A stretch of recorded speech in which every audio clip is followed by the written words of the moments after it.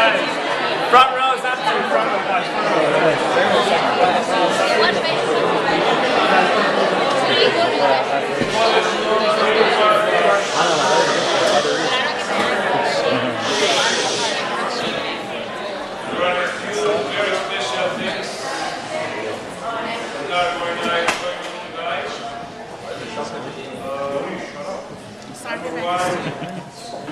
Today is Rosh Chodesh.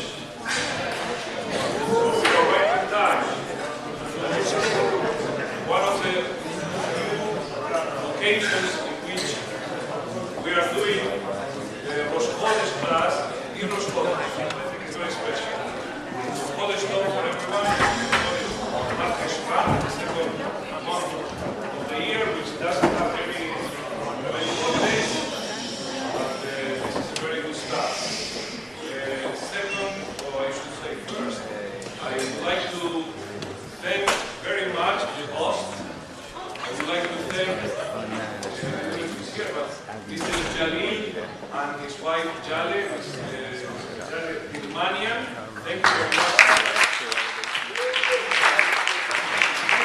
Very special thanks to Mr. Jason Dilmanian.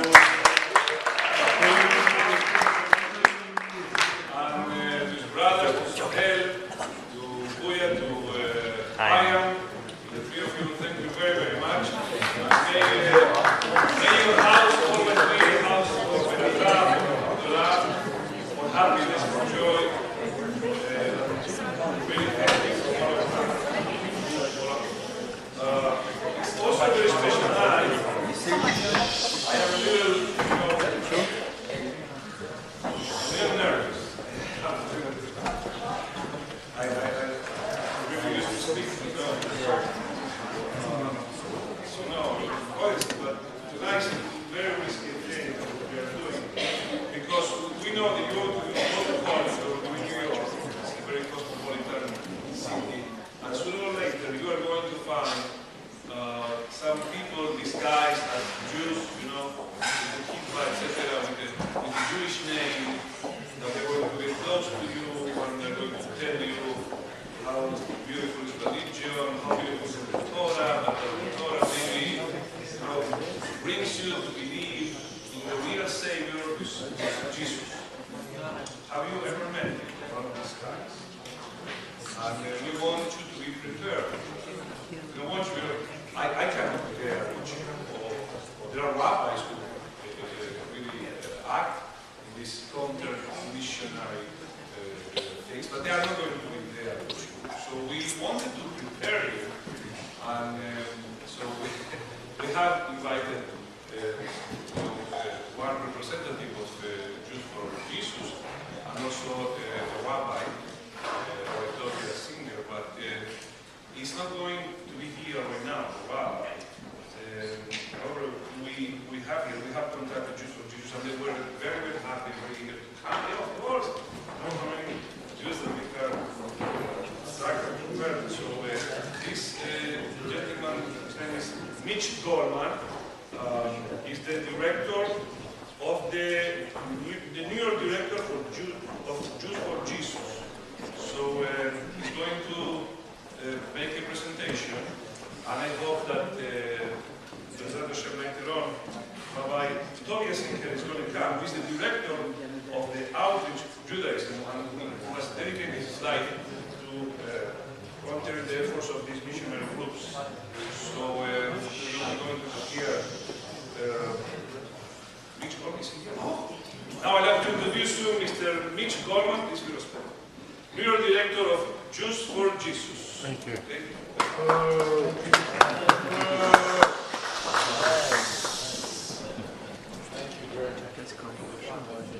I should begin by saying this is a very strange experience for somebody like myself to be invited to a place like this. My name is Mitch Goldman. I'm the New York director of an organization called Jews for Jesus.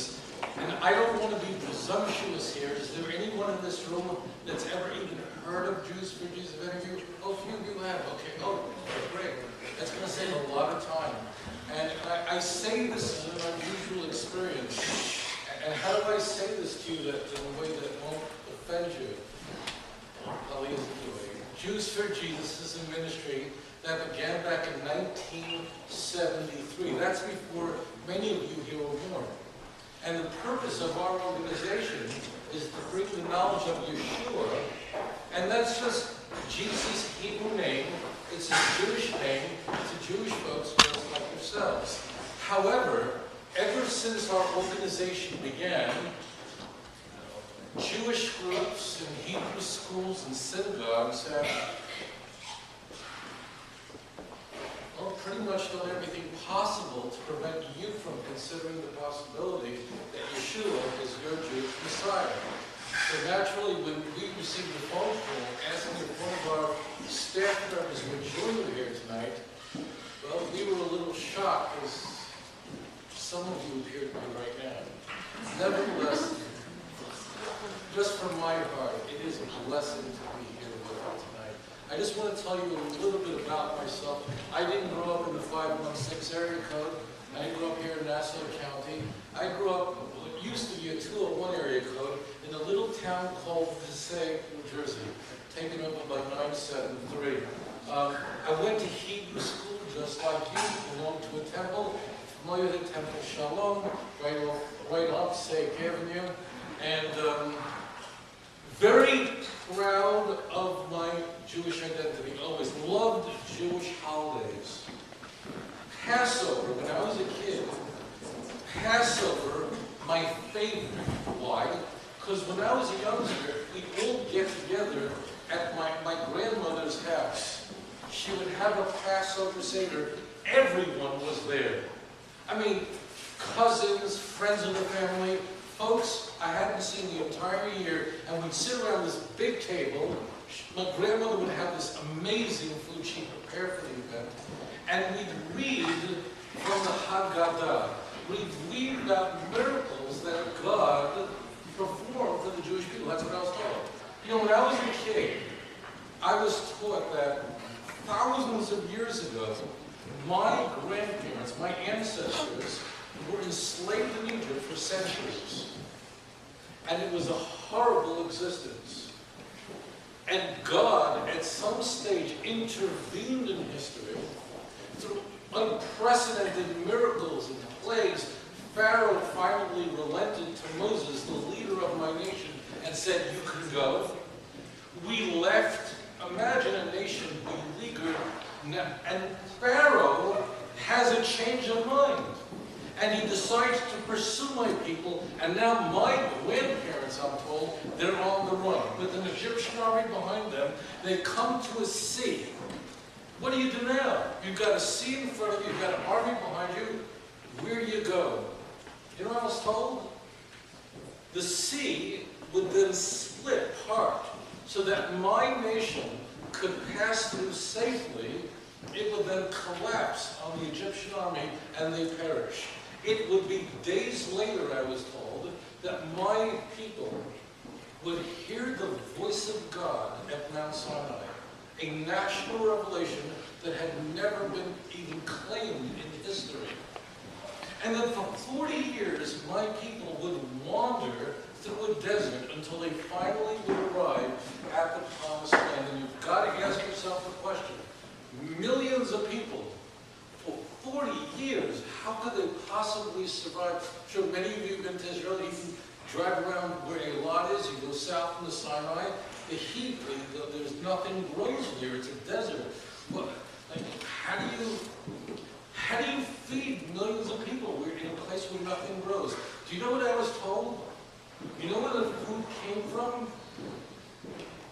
It fell out of the sky. Water. There's no fresh water there. There's no rainfall. There's no rivers there. How did they drink? You know what I was taught? The water, it sprang out of a rock. Clothing. How do you clothe that many people? Their clothing, I was taught, just never wore out. The heat. You've been down in that southern part of the country. The heat, the blistering heat. There's no trees. There's no protection. There were clouds that hovered over the nation, I was told, and it protected them from the sun. A pillar of fire kept them warm and guarded them by night. And it was through this miraculous experience I was taught that my nation would arrive at the promised land. Now, I don't know about you, but when I was a kid, I had a very basic question. Now, did these stories really happen? If you had been there with your little iPhone that has a video camera, would you have been able to have filmed these events some 3,000 years ago? Meaning, is our Torah, our Bible, is that a reliable record of Jewish history? Did it really happen that way? Or were these a bunch of made-up stories, myths, well-intentioned, but stories that had never occurred? Now, I always believed that the answer to that question would have an enormous impact on how I would understand my Jewish faith. Who do you go to with a question like that? Who do you approach with that kind of question? Well, obviously, I went to my rabbi. I asked my Hebrew school teachers. And I never received what I regarded as a simple, straightforward, clear answer to what I thought was a very uncomplicated question. Fast forward, I attended Boston University. My roommate, as it turned out, was a Gentile. He was a Goyim. Did I say that right? Goy, you saying it right? A Goy, he was a born-again believer in the Jewish Messiah Yeshua.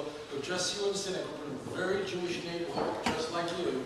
To me, he was a Goy. He was someone who believed something totally non-Jewish. One other point is, he took one look at me, this face, and he knew that I, on the other hand, was Jewish. Now, how could he possibly pick up that I'm Jewish? How would he know? Exactly. Just look at me. I look Jewish. I'm Mitch Goldman. Mitch Goldman, this face, I had a Jew. He knew I was Jewish. He wanted to be very friendly. So he hands me this small, it's like a little new covenant. He hands me this thing. And I'm like going, what's a new covenant? In my head I'm going, great, I've got a lunatic roommate who just handed me a New Testament, the Christian Bible. And I'm going, okay, I'm 200 miles away from home, and my roommate's insane. And I said to him, as nicely as I could, thank you, I'm Jewish. What I'm trying to convey to you is that there were many things about being Jewish that I was not sure about. But this was not one of them. I knew that Jewish people, we don't have Christian Bibles, we don't read New Testaments, and we definitely don't believe in them. I remember as a little boy, I used to take these walks with my grandmother, Sage Park, Clifton, Bloomfield, pretty places. When we'd be walking down the street together and we came to a place that was a church, if there was a church on the street, I knew it was coming. How did I know? She grabbed my hand, dragged me across to the other side of the street. My grandmother wouldn't even walk on the same side of the street as the church. Now, as a kid, what message does that send? That church is not for Jews. We have a very clear boundary. We have Moses, they have Jesus, we have a star, they have a cross, we got a menorah, they got a tree, let it sit, Saying no thank you to John was a no-brainer. But when you live with somebody, your roommate in college, you learn things about them that you might not ordinarily have discovered. How do I say this? John had he had this personal relationship with God. He had this inner spiritual peace. He had this walk with the Lord. He was with the Lord. He had a Bible with him all the time. He was constantly praying to the Lord. He was like with the Lord constantly. And I had never met anyone who was with the Lord. My rabbi wasn't with the Lord like this guy. And it was very unnerving, very,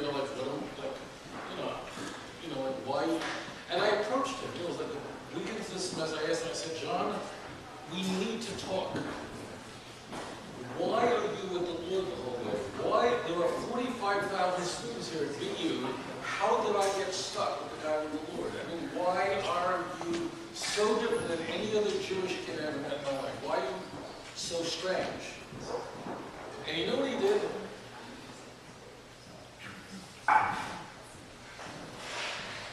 He opens up the Tanakh, the Old Testament, and he begins to show me prophecies that I had never seen before in my life. For example, he opens up the book of Isaiah.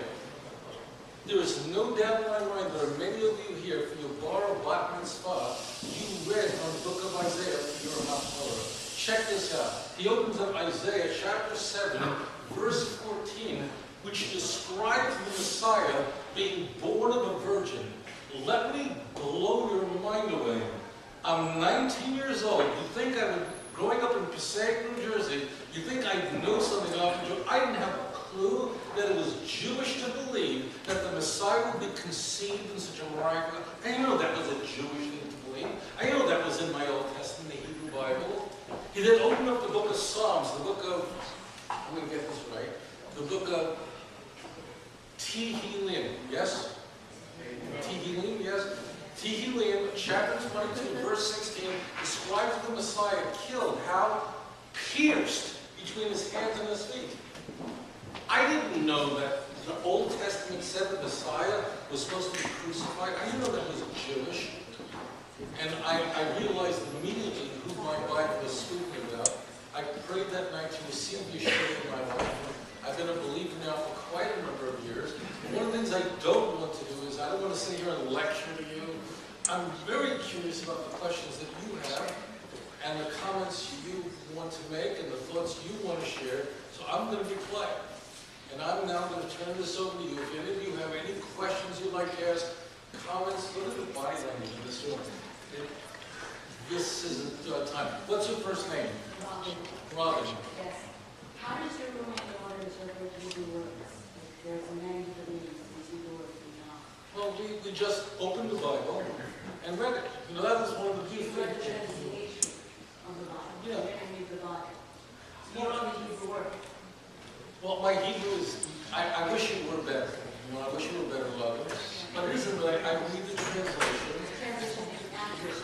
Well, I don't know. I think in every temple I've ever been to, there's a Torah, and there's an English translation, and there's a prayer book with an English translation. So it doesn't seem that anyone has a problem with it unless you accept Yeshua in your life. Look. So I read it, you know, the Bible spoke to me. What's your first name? I'm Lauren. Lauren. So in the Torah, it tells us that there will be no greater prophet than Moshe than Moses. I don't remember exactly where, but it basically says that straight out that there will be no greater prophet than Moses. Right. So I want to ask you, so why do you think that Jesus would be greater than Moses? Well, is Yeshua just a prophet? Can you tell me? We don't think so. Yeshua. Okay, so why don't we have our temple rebuilt and why are we Yeshua, are you the sinner? I think he also you know, at the end of the day, God loves us. Well, the Bible says that when we sin, we have to bring a sin offering. We have to have blood atone for our sins. So the question is, you've conceded that you're a sinner, and you even said that we're all sinners. So you're absolutely right. We all fall short of God's expectations. And that's what Yeshua has done for you. You see, God loves the world so that he gave his only begotten Son so that anyone, and that includes you, Robin, who might believe in him would have everlasting life. And that's what Yeshua, I mean, nobody wants to go to hell. Yeshua has paid the price in full for Wait, your I'm sins. sorry, but you didn't answer my question. Sure. So, Go ahead. okay, so there's been Your no first name greater- again is? Lauren. Lauren. There's no greater prophet than Moses, right? So Jesus comes along and says, I want to take away everything that it says in the Torah. Now you don't keep kosher, and now you don't like No, he's the fulfillment of the Torah. He So doesn't the take spirit away of the all law. the Torah was all pointed to Yeshua. Okay, but Moshe wrote down these laws, and it said there's going to be no greater prophet than Moses.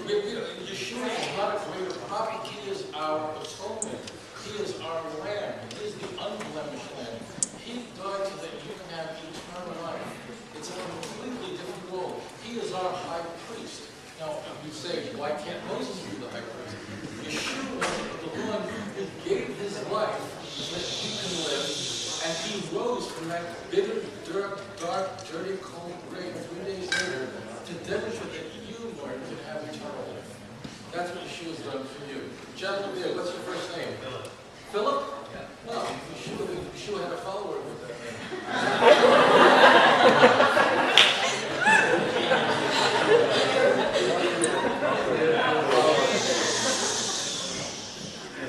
Why is the third Bill? Philip did not ask us any questions. Philip asked a brilliant question. And Lauren kind of alluded to this.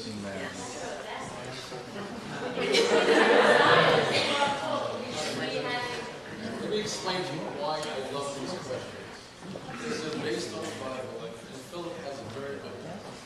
What I want to do is I want to echo what Lauren and Philip have said. The reason these questions are valuable is because they really are based on the Bible.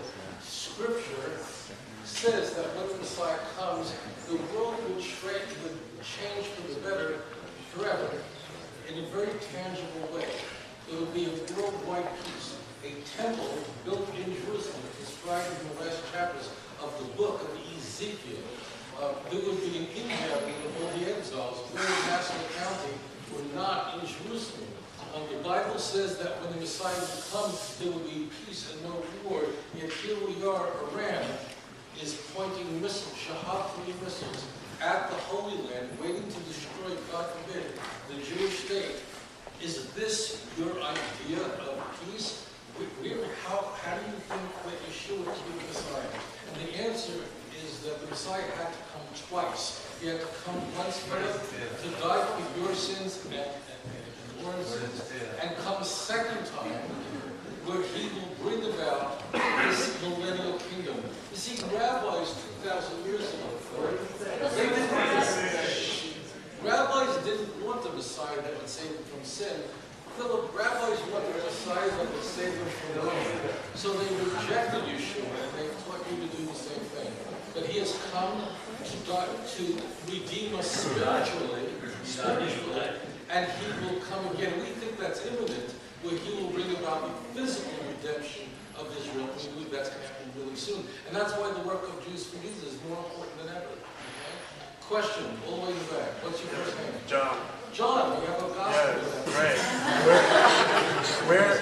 Where's the source for the second coming of Well, what the we Messiah? see, we don't have those words clearly. So there is no source. What we do have is we have a description of the Messiah that would suffer and suffer, like in Isaiah 53, and then we have a picture of Messiah that would come and bring about all these miracles. So, But at once. The Bible's not contradicting. The Bible's telling us, on one hand, the Messiah will die for us in Psalm 22, and on the other hand, he's going to bring about the redemption. So what we see here is two salvations. One, a spiritual one, which you, please don't be offended, John, but you reject, and I think one day you're going to make a great Messianic rabbi. I'm going to pray for you, but there will be a second, and we think it's going to happen now. And what's your first name? Elon. Elon. Elon. Yeah. Elon. What does that mean? Tree. Tree.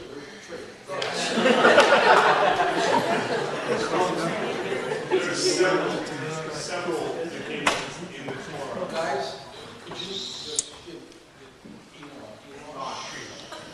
Respect. Go ahead. There are several times in the Torah where it mentions that the covenant between God and Israel is eternal. Yes. And all the rules are eternal. Yes. And all these holidays are kept eternally. How and why would any of us believe that at some point someone came along and said, all right, all these rules are off, don't worry, you don't have to keep kosher, we're going to have to do this, you're going to keep Shabbat. None of these rules apply, and now we're just Christians. I welcome you tomorrow night to the Messianic congregation just a few blocks from here. Do any of you really think that we celebrate Christmas or Easter and we don't celebrate Shabbat? Have you ever been to a Messianic congregation? I mean, we have Kabbalah Shabbat services. We think we have Christmas. How do you think I feel? And I hate the feeling walking into a church with a cross with the statues, and the Bible says have no great. I mean, do you think I like Sunday or Easter? That's all pagan. We celebrate only Jewish holidays, Sukkot, Passover. This was the most Jewish thing I'd ever done in my life. I've learned more about my Jewishness since I've accepted Yeshua than ever before. So, Yeshua said this. He said, I didn't come to destroy the law, but to fulfill the law. And that's what Yeshua is. He's the fulfillment of the law. Now, it's true we don't keep rabbinic Judaism as you do. You have all these, I don't know, rabbinic or whatever you call it. We're not. We just believe the scripture alone is the word of God. Like maybe that's the difference between us. Okay? What's your first name? Rob. Rob. Can't do anything with that. Just loud, guys. But the honest question is, as a Jew, why would you choose to educate yourself on the New Testament when you obviously haven't educated yourself on the Bible? Well, you can barely pronounce the names of our holy books, your holy books, but you respect the New Testament. Well, I believe that all the Bible, both the Tanakh and the New Covenant, are all written by Jews, which you would concede, right?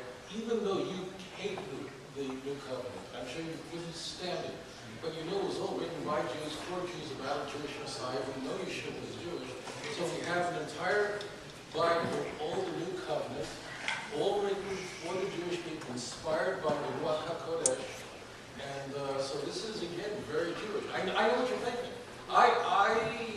Just like the New Covenant is 4 books, 4 Gospels, all Gospels, which are different from each other. They're all different. They all have different details, different stories. Even the Ten We have Commandments. one book. Even the Ten Commandments in Exodus and Deuteronomy have differences.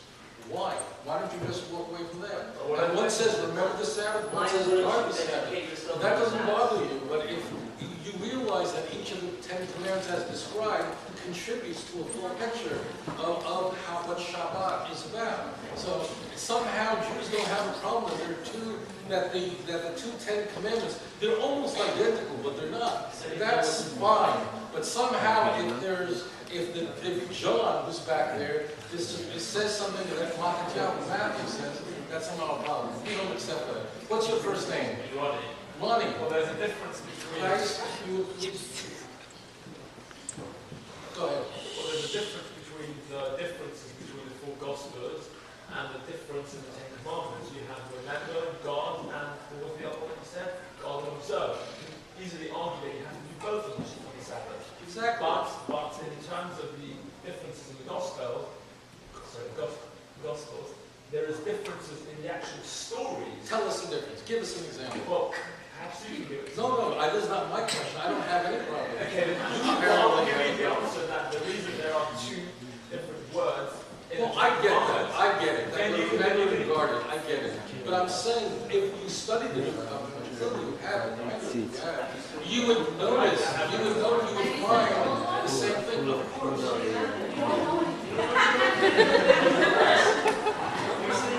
Let me just say,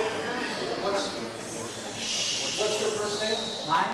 Yes. Mine is an Asian first name. I can't hear you. I have an Asian first name.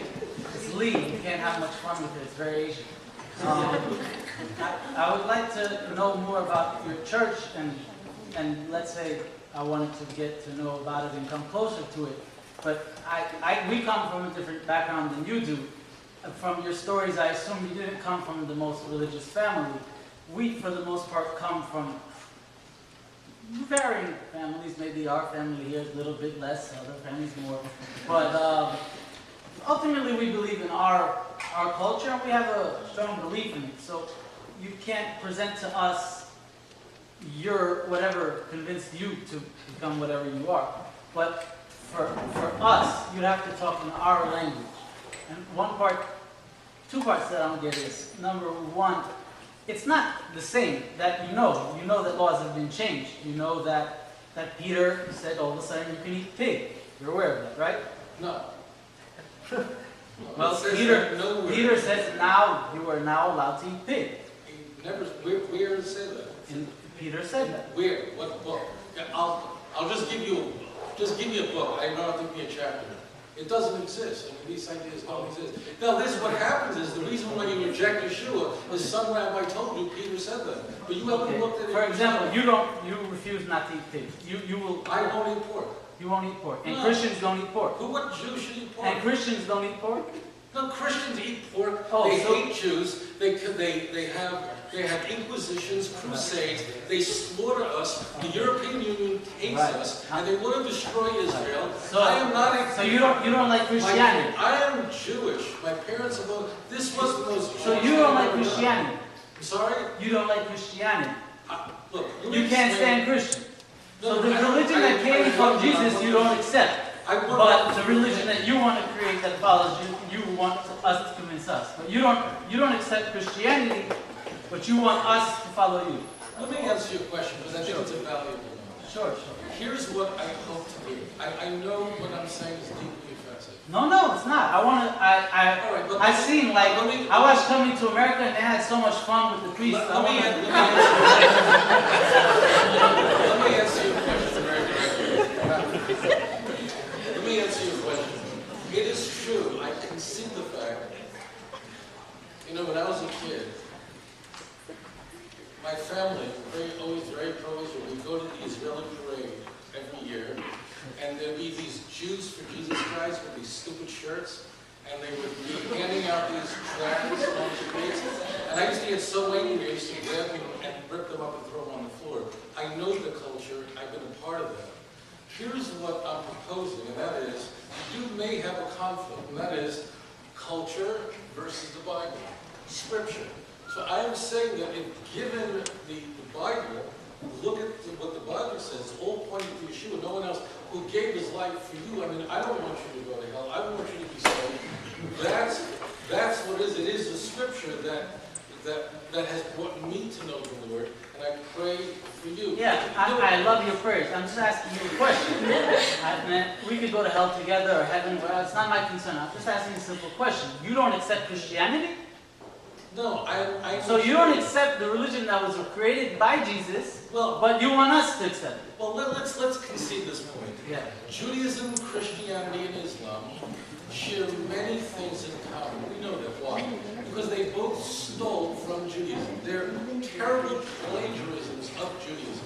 Okay. What occurred is that the church took the cheap teachings of Yeshua. They then put all this idolatry in it, paganism in it, Christmas in it, and they said, "Here, we believe in Jesus." But they've distorted the teachings of Yeshua. We are Jewish believers of the Messiah. We go So to what was the synagogue, message celebrate that? What was Shabbat. the message that? Then you don't accept all the church. So then, what's the actual message? Well, Jesus didn't write anything, so you know something about him that no one else knows. What was the message that he gave over that you loved so much? That God so loves the world that he gave his only begotten Son, so that anyone who might believe in him, that includes you, Yes. would have everlasting life and not perish. John 3:16. There he is, John right there. That's the message. And you know what? I'm going to guess this of you tonight, okay? When you go home this evening, and all these people are not here with you, because here's what I'd like to just do to say, Lord, I didn't really care for that guy, Mitch. I don't like him. I don't like his shirt. I don't like his organization. And I'm sure this guy is the most misled individual I've ever encountered. But you know what? I may be wrong about this, and I don't want to be. So, Lord, if this Yeshua thing, which I'm sure is a bunch of nonsense, but in case I'm wrong, would you show me a miracle in my life? Would you do something so I can know if he is in fact now? If nothing happens, ask him, say, do an open, empirical miracle for me. I need that. If nothing occurs in your life, let's make believe this conversation never occurred. But if he does, if the Lord works in your life, then you need a lot of courage to be able to say, you know what? My culture is one thing, but my relationship with God is the most important. So when I go home tonight, I do that. When I go home tonight, and I'll do that, and I'll pray. Pray. So what changes in my life in terms of observance? Let me just move around, because I don't want to. What's your first name? Michael. Michael. You have an angel with that name.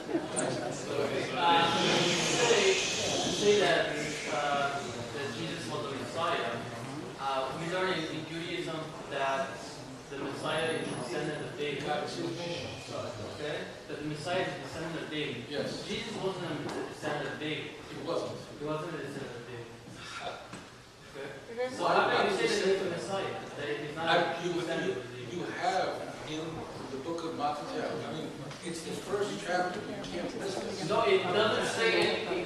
You don't accept the book of Matthew. That's what you don't. Christians can say, you already said that it's all idolatry and paganism. But now you say you accept it. So let me see if I got this right. What you're saying is, Yeshua is not a descendant of the house of David.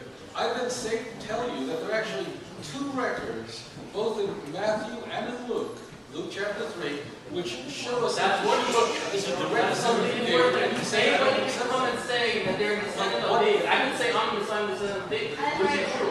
You're saying it's filled with paganism, it's filled with idolatry, it's garbage. But then you say you should go and you should vote. Let me just say this. Let me just respond to this. I can only, if you want to reject two, I accept that. I accept that. That's between you and me. I can't say, I can just say, if you're asking me a question, I'm going to answer you. I'm going to tell you there are two genealogical records. I can't think of another individual in history who's a more perfect candidate to be the Messiah from the house of David, the first person to hold a covenant than Yeshua. You're saying, I don't accept it, fine. I'll pray for you. You're saying you don't accept it either. No, I accept it. I accept it.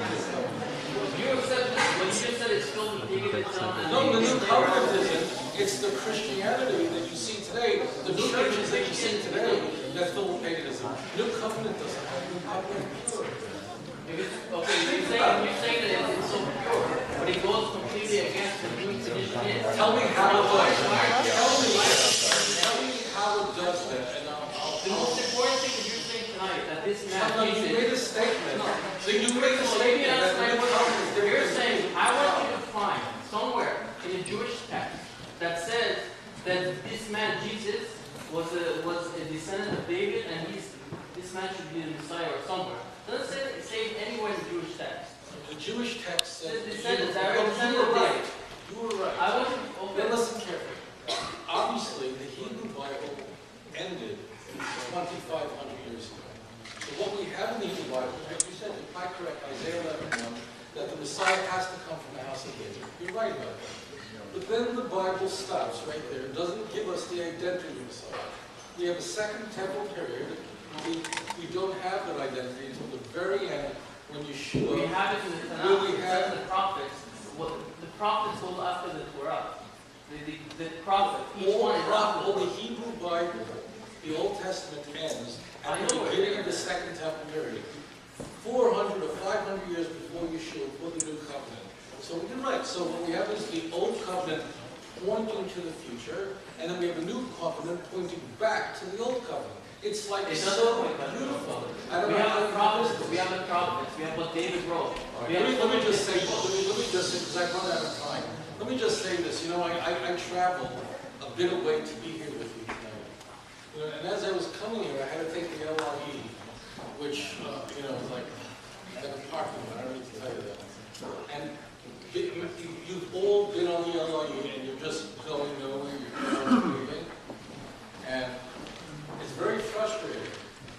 But at that moment, I began to realize how important this evening is. And I just began to pray for each and every one of you here. And as I was praying for you, the Lord began to speak to me. I don't know who you are, but the Lord laid it on my heart that tonight, this evening, something very special is going to happen. And 3 of you sitting here will come to know Yeshua as your Messiah as well. On behalf of Jews for Jesus, I just want to thank all of you and wish you all a Shabbat Shalom. Thank you so Now much. you think you're a prophet since you think the Lord spoke to you? The Lord can speak to you. Pray. Thank you.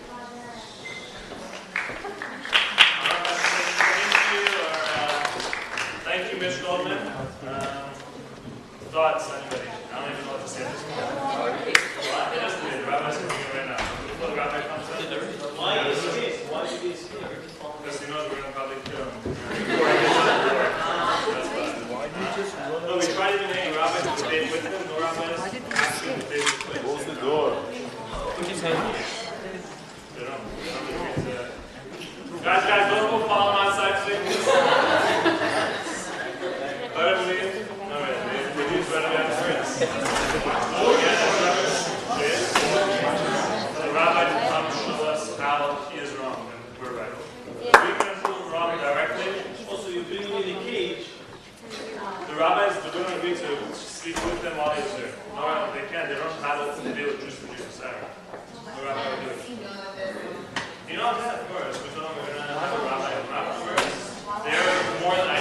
myself. He says more than happy. We'll send some over. One is Jews for Jesus. Jews for Jesus. And we'll explain exactly how we do that.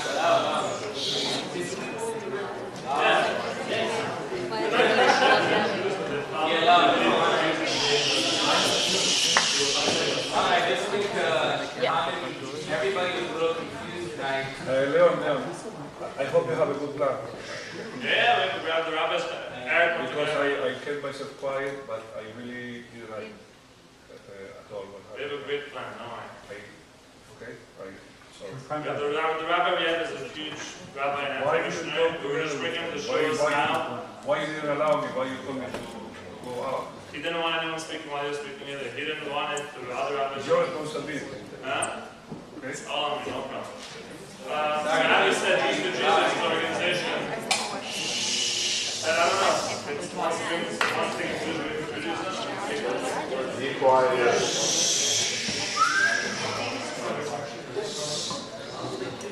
Something that's like that you have to think at is like you have so much history, and then your parents sent you away to college. So, like my parents were very nice; they let me go away for 2 years and then they come home. And you have so much behind you. You have to accept that it's your responsibility to go out and look at all other opinions. But you can't do that unless you have like studied your own. You know, you have so much lineage and heritage. You have to first get expert in your own, and then go experiment in others. So That was his problem. He was Jewish, but he didn't have the foundation he needed to go away to college and to speak to others about their religion. Of course. Alright guys, the rabbi is here. We're very excited. The rabbi is, Biton mentioned before, Rabbi Tuvia Singer is here. I'd like to introduce Rabbi Tuvia Singer, the director of Outreach Judaism, who has dedicated his life to combating missionary groups like Jews for Jesus. He's the host of the Tuvia Singer Show on Israel National Radio, which is Arutz Sheva. Please give a warm welcome to Rabbi Tuvia Singer.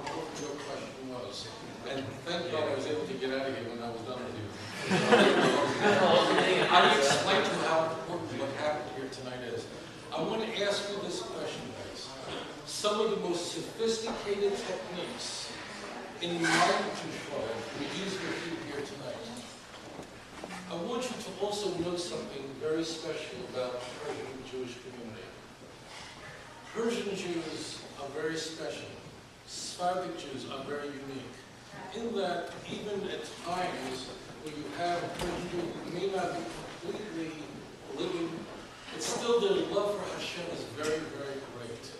But we're living in a time, tragically, where even Persian Jews here or in other areas, whether it's in Los Angeles or Syrian Jews in New Jersey, are falling prey to these missionaries, and they are waiting on university campuses to convert you. As I said, some of the most sophisticated techniques we use with you here tonight. What was Mitch doing with you here this evening? Huge stuff went down here. What was Mitch doing? What was he doing here? Somebody. What techniques was he using? Yes. You weren't denying the Torah, really. You weren't bringing Christianity. You kept saying that you are Jewish and you teach God.